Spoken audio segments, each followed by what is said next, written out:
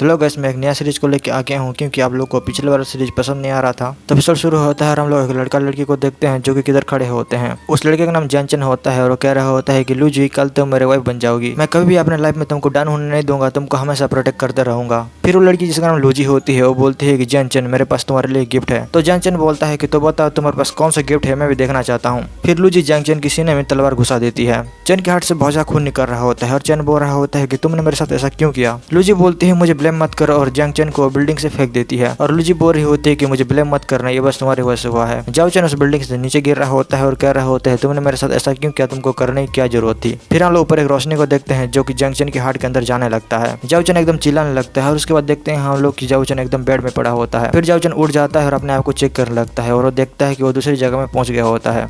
जाओचन कह रहा होता है ये कौन सी जगह है और मैं किधर आ गया, अब मैं अभी तक जिंदा हूँ क्या। फिर उधर एक औरत आ जाती है और बोल रही होती है कि फाइनली तुम उड़ गए चैन। और जाकर चैन को अपने गले से लगा लेती है और बोल रही होती है कि मैं तुम्हारे बारे में बहुत ज़्यादा चिंता कर रही थी, अगर तुमको कुछ हो जाता तो मैं क्या करती। फिर जैनचन सोचने लगता है वो तो उसके मॉम है। फिर जाओचन को पता चलता है कि वो 300 साल बाद की जिंदगी में पहुंच गया है। उसकी मॉम बोल रही होती है कि चैन तुम अभी तक बहुत ही ज़्यादा वीक हो, इसलिए मैं तुम्हारे लिए टॉनिक बनाने के लिए जा रही हूँ, इसलिए तुम इधर ही रुको। फिर उसकी मॉम उधर चली जाती है और जैनचन सोच रहा होता है कि 300 साल पहले मुझे ली जुई ने इधर लेकर आई थी। अगर वो लड़की अभी तक जिंदा है तो मैं मार्शल एम्परर की कसम खा के बोलता हूँ मैं उसको जिंदा नहीं छोड़ने वाला हूँ। फिर उधर गेट को लात मारते हुए दूसरा लड़का आ जाता है और कह रहा होता है कि साले बकवास लड़के, तुम अभी तक जिंदा हो क्या। जाओचन उस लड़की को देख के सोचने लगता है कि हाँ मुझे याद आ गया, इस लड़के का नाम जाओयन था ना, पहले ये लड़का मुझे बहुत ही ज्यादा परेशान करता था। फिर जाओचन बोलता है कि तुमको क्या चाहिए और तुम इधर क्या कर रहे हो। जाओयन बोलता है तुम अभी तक जिंदा हो, ऐसा लगता है तुम्हारा लक तुम्हारा साथ दे रहा है। जाओचन बोलता है मैं इधर की यंग मास्टर हूँ और तुम मुझे मारने की कोशिश भी कैसे कर सकते हो। फिर जाओचन हंसने लगता है और कहता है कि जब तुम 15 साल के बच्चे थे तब तुमने अपना स्पिरिचुअल वेन को एक्टिव भी नहीं कर पाया था और तुम अपने आप को यंग मास्टर कह रहे हो। मैं तुमको बिल्कुल भी अलाउ नहीं करूंगा कि तुम स्पिरिचुअल वेन कॉम्पिटिशन में आओ और उधर पार्टिसिपेट करो, जो कि 3 दिन बाद होने वाला है, नहीं तो मैं तुमको मार भी सकता हूँ। और वो जाओचन के ऊपर हाथ उठाने लगता है। जाओचन जाओयन के पंच को रोकता है और कहता है कि अगर मैं उधर आता हूँ तो तुम मेरा क्या कर लोगे।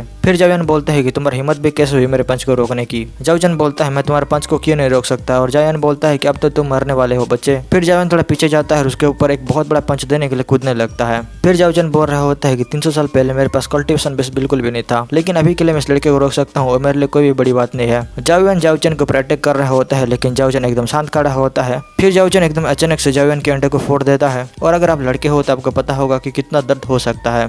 जाओचन उधर एकदम पागलों की तरह चिल्लाने लगता है और कुछ देर जाने के बाद उठ जाता है और कहता है कि तुम्हारी हिम्मत कैसे हुई मेरे ऊपर अटैक करने की। फिर जाओयन अपना तलवार निकाल लेता है और कहता है कि आज तुमको मैं मारने वाला हूँ और मेरे हाथों तुमको कोई भी बचा नहीं पाएगा। फिर उधर जाओचन की मॉम आ जाती है और बोलती है कि तुमको जाओचन से क्या चाहिए। जाओयन अगर तुम उसके ऊपर अटैक करते हो तो मैं एल्डर को बुला लूंगी और उसके बाद तुमको कोई भी नहीं बचा पाएगा। जाओयन अपना तलवार को अंदर रखता है और कहता है कि मैं उससे बाद में स्पिरिचुअल वैन के बाद निपटूंगा, अभी के लिए मैं इधर से चलता हूँ। जाओयन उधर से जाते हुए कह रहा होता है कि मैडम अगर आप आपके बच्चे को सुरक्षित रखना चाहते हैं तो उसको घर में ही रखना, अगर वो बाहर आ गया तो उसके साथ बहुत ही बुरा चीज भी हो सकता है, इसलिए उसको अंदर ही रोकना। जाओचन की मॉम बोलती है चैन, जाओयन इतना अजीब बिहेव क्यों कर रहा था। जाओचन अपना सर खुजाते हुए बोलता है कि ऐसा लगता है उसको कुछ अजीब वगैरह बीमारी होगी। फिर हम रात का सीन देखते हैं। जाओचन बैठ के कल्टिवेशन कर रहा होता है। जाओचन कह रहा होता है कि 3000 साल पहले मैंने अपना कल्टिवेशन को खो दिया था, लेकिन अभी तक मेरे माइंड में बहुत सारा स्किल है जिसको मैं प्रैक्टिस कर सकता हूँ। मुझे जैसे भी करके मार्शल एम्परर के रिलम को फिर से लौटना होगा। फिर वो एक बुक निकालता है। जाओचन कह रहा होता है जो ऑर्डिनरी पीपल होते हैं वो स्पिरिचुअल रिचुअल को एक्टिव करने के बाद अपग्रेड नहीं कर सकते हैं, लेकिन मैं इस बुक को प्रैक्टिस करने के बाद स्पिरिचुअल वैन और उसके बाद की जगह को भी अपग्रेड कर सकता हूँ। ये ऐसे होगा जैसे कि मैं कोई हेवनली वैन को अचीव कर रहा हूँ। जाओचन अपना कल्टिवेशन को चालू रखता है, लेकिन उसके बाद उसके हार्ट में एक ब्लैक होल बन जाता है और उसको बहुत ही सारा पसीना भी आने लगता है। जाओचन उस ब्लैक होल को देख के कह रहा होता है मैं सोच रहा था ये ब्लैक होल चला गया होगा, लेकिन ये तो अभी तक मेरे पास है। 3000 साल पहले जब मैं जाओचन फॉरबिडन मैजिक को सीखने की कोशिश कर रहा था तब मेरे सीने में ये ब्लैक होल बन गया था। मुझे पता नहीं था कि 3000 साल बाद भी ये होल मेरे अंदर होगा। फिर जाओचन उधर कुछ करने लगता है जिससे कि वो ब्लैक होल बंद हो जाता है और जाओचन कह रहा होता है कि इस ब्लैक होल की वजह से ही मैं इस दुनिया में लौट पाया, नहीं तो मैं वापस नहीं आ पाता। जब मैं जाओचन फॉरबिडन मैजिक को पूरा सीख लूंगा तब मुझे इस ब्लैक होल के मिस्ट्री के बारे में सब कुछ पता चल जाएगा। फिर हम लोग मार्शल एरिना में देखते हैं। उधर बहुत सारे लोग प्रैक्टिस कर रहे होते हैं और जाओचन उधर आया होता है। जाओचन कह रहे होते हैं मार्शल स्पिरिट इधर बहुत ही स्ट्रॉन्ग फील हो रहा है, इसलिए मैं इधर प्रैक्टिस करता हूँ, मेरे लिए बहुत ही अच्छा होगा। वैसे भी मुझे 3 दिन के बाद स्पिरिचुअल में पार्टिसिपेट तो करना है, इसलिए मुझे इधर प्रैक्टिस तो करना ही पड़ेगा ना। फिर उधर जाओचन बैठ जाता है और अपने प्रैक्टिस को करने लगता है और सारे लोग उसको देख के कह रहे होते हैं अरे ये तो जाओचन है, लेकिन ये मार्शल एरिना में क्या कर रहा है। जाओचन अपने फैमिली का बहुत ज्यादा कमजोर लड़का होता होता है, इसलिए वो लोग कह रहे होते हैं मार्कुस फैमिली में इतना ज़्यादा बकवास लड़का कैसे हो सकता है। जाओ चैन बस अपना मार्कुस फैमिली के नाम को बदनाम कर रहा है और उसके सिवा कुछ भी नहीं। फिर उधर दूसरे लड़के की एंट्री होता है और उस लड़के का नाम जाओ तियान होता है। जाओ तियान जाओ चैन को बोल रहा होता है कि तुमको मार्शल आर्ट आने के लिए किसने बोला, तुम अभी के अभी इधर से चले जाओ। जाओ चैन जाओ तियान को देख के कह रहा होता है मुझे याद है इस लड़के का नाम जाओ तियान है ना, ये लड़का सेकंड एल्डर की ग्रैंडसन है और अभी ये लड़का येलो स्टेज पर है। जाओ चैन जाओ तियान को बोलता है कि तुम अभी बस येलो स्टेज पर हो, तुम मुझे कैसे चैलेंज कर सकते हो। जाओ तियान बोलता है तुमने मुझे वो कहने की हिम्मत भी कैसे की। जाओ चैन अपना बॉडी से सारा पावर को रिलीज कर रहा होता है और कह रहा होता है कि मैं तो और जोर जोर से कहूंगा तुम मेरा क्या कर लोगे।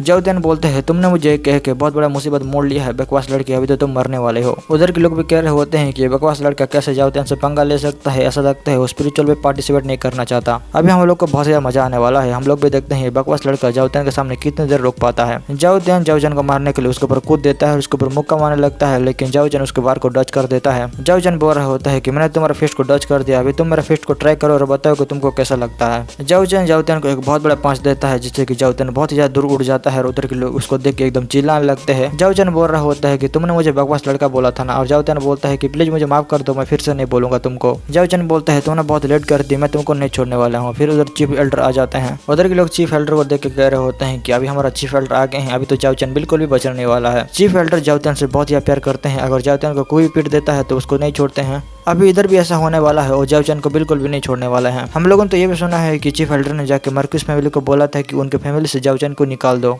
अभी तो बहुत ज्यादा मजा आने वाला है। फिर हम लोग जाओ तियान को देखते हैं जो कि चीफ एल्डर के पैर को जाकर पकड़ लेता है। जाओ तियान चीफ एल्डर को बोल रहा होता है कि चीफ एल्डर जाओ चैन मुझे मारने की कोशिश कर रहा था, अगर आप इधर नहीं आते तो मुझे मार ही डालता। अभी चीफ एल्डर एकदम चिल्ला कर बोल रहे होते हैं तुम्हारी हिम्मत भी कैसे हुई हमारी फैमिली के जीनियस लड़के को हाथ उठाने की। फिर चीफ एल्डर अपना सारा पावर को रिलीज करता है और कह रहा होता है कि आज तो मैं तुमको एक अच्छा सा सबक सिखा के छोड़ूंगा। चीफ एल्डर के पावर के सामने उधर के लोग एकदम नीचे गिरने लगते हैं और कह रहे होते हैं कि चीफ एल्डर तो बहुत ज्यादा पावरफुल है, हम लोग तो खड़े भी नहीं हो सकते हैं उनके पावर के सामने। जाओ चैन अपने मन में बोल रहा होता है कि आदमी मेरे सामने कुछ भी नहीं है। जाओ चैन को चीफ एल्डर की पावर से बिल्कुल भी फर्क नहीं पड़ रहा होता है और जाओ चैन ये भी कह रहा होता है कि मैंने तो कुछ भी नहीं किया है और तुम मुझे कैसे पनिशमेंट दे सकते हो। एल्डर उस लड़के को देख के कह रहे होते हैं मेरा पावर उस लड़के के ऊपर क्यों काम नहीं कर रहा है, और वो कह रहे होते हैं कि बकवास लड़के तुमने मुझे क्वेश्चन पूछने की हिम्मत भी कैसे की। जाओ चैन एक बहुत बड़ा स्पिरिचुअल फॉर्म ले लेता है और कहता है कि अगर तुम मरना चाहते हो तो आओ और मेरे ऊपर अटैक करो। एल्डर ये सब देख के एकदम शौक हो जाते हैं और कह रहे होते हैं ये कैसे हो सकता है, ये बंदा कैसे कर सकता है। हमारे तियान यून किंगडम में जितने भी वॉरियर हैं वो भी ये सब नहीं कर सकते हैं, लेकिन ये लड़का कैसे कर सकता है। ऐसा ट्रांसमिशन बस 9th लेवल के वॉरियर कर सकते हैं, लेकिन ये तो इम्पॉसिबल है इस लड़के के लिए करना। जाओ चैन बोलता है मुझे पता है तुम फायर सुथरा की प्रैक्टिस कर रहे हो, अगर तुम ऐसे ही प्रैक्टिस करते रहे तो मैं गारंटी देकर कह सकता हूँ तुम 7 डे के अंदर खत्म होने वाले हो। ये सुन के एल्डर एकदम शौक हो जाते हैं और कह रहे होते हैं कि मैंने तो इसके बारे में किसी को भी नहीं बताया था, लेकिन इस लड़के को कैसे पता चला। फिर जाओ चैन बोलता है अगर तुम मरना नहीं चाहते हो तो मेरा हेल्प करो, मैं तुमको 3 सेकंड देता हूँ, 3 सेकंड के अंदर सोच लो। जाओ चैन अपना काउंटडाउन को स्टार्ट करता है और जाओ चैन कह रहा होता है कि जाओ चैन अगर तुम मुझसे माफी मांगते हो तो मैं तुमको छोड़ दूंगा। जाओ चैन कह रहे होते हैं देखो अगर तुम मरना नहीं चाहते हो तो मेरे बात को मान लो। जाओ चैन जब 1 नंबर पर पहुंचता है तो एल्डर जाके जाओ चैन को एक थप्पड़ लगा देते हैं और कहते हैं कि जल्दी से जाके उससे माफी मांगो।